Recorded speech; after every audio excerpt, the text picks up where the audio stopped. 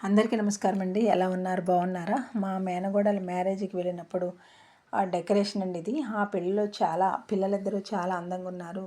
చాలా మంచి మనసుతో ఉన్నారు.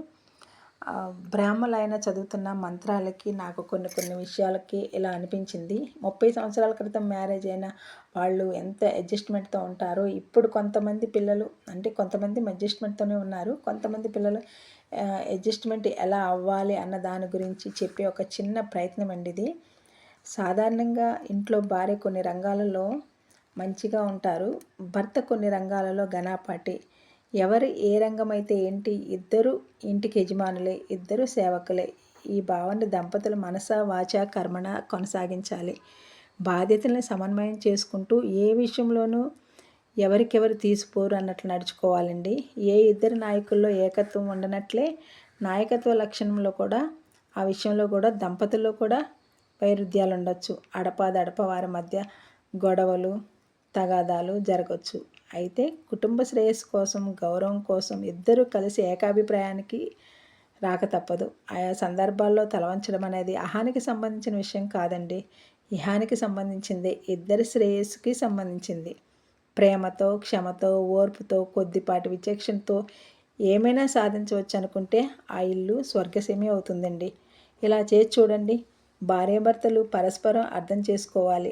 గౌరవము, ప్రేమ ఉండాలి. మాట్లాడుకునే విషయాల పట్ల స్పష్టత ఉండాలి.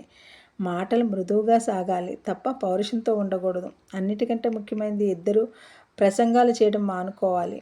ఒకరికొకరు మాట్లాడుకునేటప్పుడు రెండో వాళ్ళు వినాలి, విన్నది అర్థం చేసుకొని మాట్లాడాలి. తప్పితే కయ్యానికి కాలు దూవకూడదు, కేకలు పెట్టకూడదు. విషయం తీవ్రమవుతుందని గుర్తిస్తే ఎవరో ఒకరు చొరవ తీసుకొని అప్పటికి దాన్ని పక్కన పెట్టి కాస్తంత చిలిపిదనము, సరసము మేళవించి వాతావరణాన్ని చల్లబరచాలండి.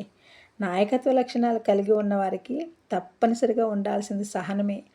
ఓపికతో ఎదుటి వారిని అర్థం చేసుకోవాలి. క్షమాగుణము కూడా ఓపికతోనే వస్తుంది. ఇది కూడా నాయకత్వ లక్షణాల్లో ఒక భాగమని వాళ్ళు గుర్తుంచుకోవాలి. దంపతుల బాధ్యత కీలకము. భాగస్వామి పట్ల, పిల్లల పట్ల బాధ్యత ఉండాలి. దీనికి ఎటువంటి పరిస్థితుల్లోనూ విస్మరించకూడదు.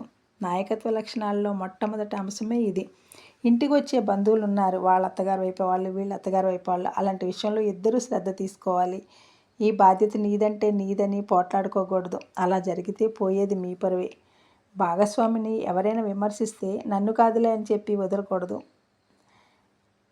అలా మిన్నుగా ఉన్నారనుకోండి, నలుగురిని నవ్వులు పాలయ్యేది మీ కుటుంబమే. మీ కుటుంబానికి రక్షణ బాధ్యత మీదేనని గుర్తుంచుకోవాలి. అన్నిటికన్నా ముఖ్యమైనది కష్టకాలంలో భాగస్వామికి భరోసా ఇవ్వాలి. ఆ కష్టంలో ఎటువంటిదైనా కూడా పరిష్కరించుకోవడానికే సహకరించుకోవాలి.